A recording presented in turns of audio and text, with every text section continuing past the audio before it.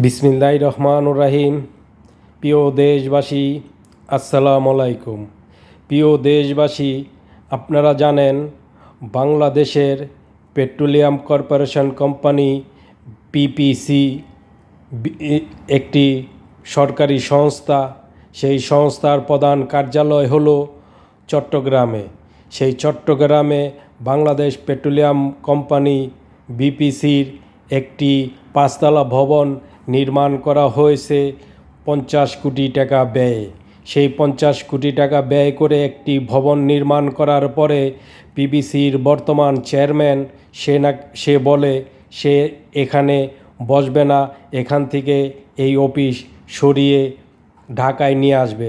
তাহলে আমি বর্তমান বাংলাদেশ পেট্রোলিয়াম কর্পোরেশনের চেয়ারম্যানকে বলবো যে তোমার বাপের টাকায় কি এই বিল্ডিং করা হয়েছে নাকি জনগণের টাকায় এই বিল্ডিং করা হয়েছে? তুমি কি এক মাসের স্যালারি সরকারের থেকে কম নিয়েছো নাকি বেশি নিয়েছো? তোমরা তো দেশটাকে চুরি লুট করে খাওয়ার জন্য এক একজন সরকারি চেয়ারগুলোতে বসেছো। প্রত্যেকটা সরকারি কর্মকর্তা, প্রত্যেকটা সরকারি কর্মচারী, প্রত্যেকটা সরকারি অফিসের পিয়ন, প্রত্যেকটা সরকারি অফিসের দারোয়ান একটা লোকও বলতে পারবে না বুকে হাত দিয়ে যেন আমি সৎ মানুষ, আমি চুরি করি নাই।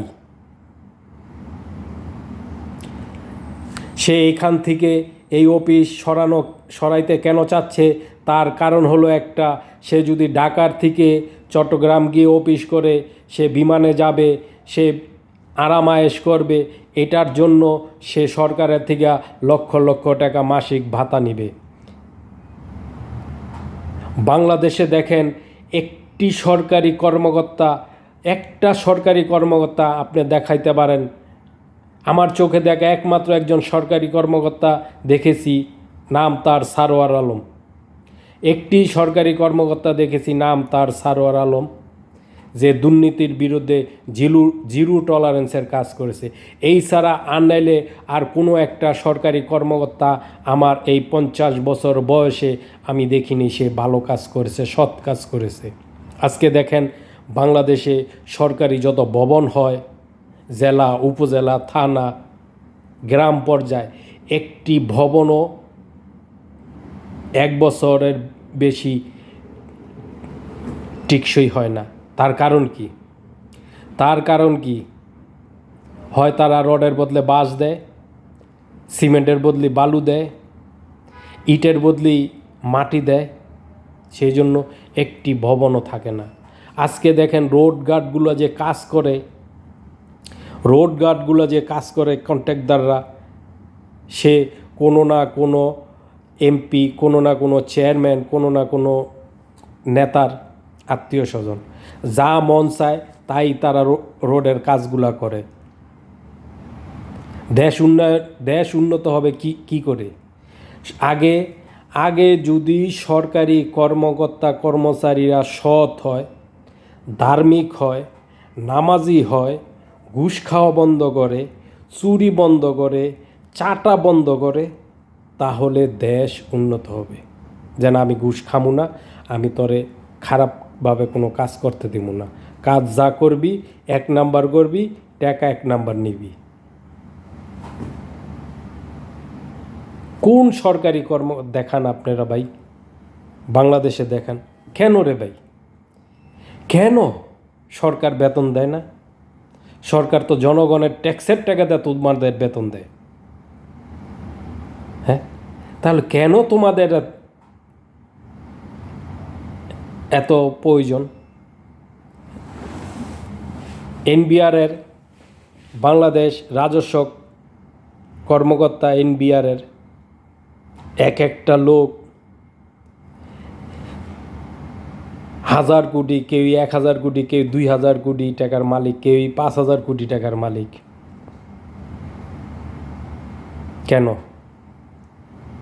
কেন রে ভাই? সরকার তোমাদের যা বেতন দেয়, 50,000-এর নিচে তো বেতন নাই তোমাদের,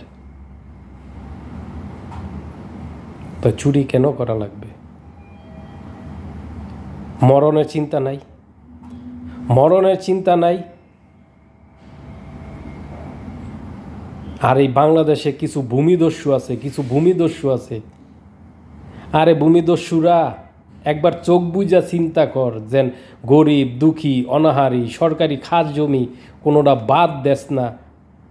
একবার চোখ বুজা চিন্তা কর, যেন আমি মরলে কি মাটি পামু, না আমার কুত্তা বিলাইতে খাবে। একবার চিন্তা কইরা দেখ চোখ বুজা, হারামজাদারা। একবার চোখ বুজা দেখ, যেন আমি মরলে, তুই মরলে চিন্তা কইরা দেখ, তুই মরলে কি মাটি পাবি, না নদীতে নদীতে পড়া থাকবি, না খালে পড়া থাকবি, না নর্দমায় পড়া থাকবি, না কুকুর বিড়ালে খাবো। একবার চোখ বুজা চিন্তা কইরা দেখ, কেন মানুষের জমি দখল করস?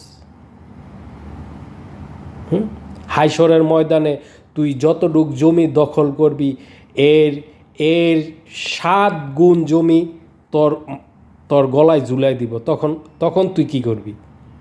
তুই জমি যদি দখল করস 1 গুণ, এইটারে আরও 7 গুণ করে তোর গলায় ঝুলিয়ে দেওয়া হবে। তখন তুই কি করবি? তখন তো তুই কানলেও লাভ হবে না, তুই কানলেও লাভ হবে না, কেউই দেখবো না তখন তোর কান্না। তো সময় থাকতে ভালো হ, মানুষের জমি দখল করা বাদ দে, ঘুষ খাওয়া বাদ দে, হারাম খাওয়া বাদ দে। কয়দিন বাঁচবি রে ভাই? কয়দিন বাঁচবি রে ভাই?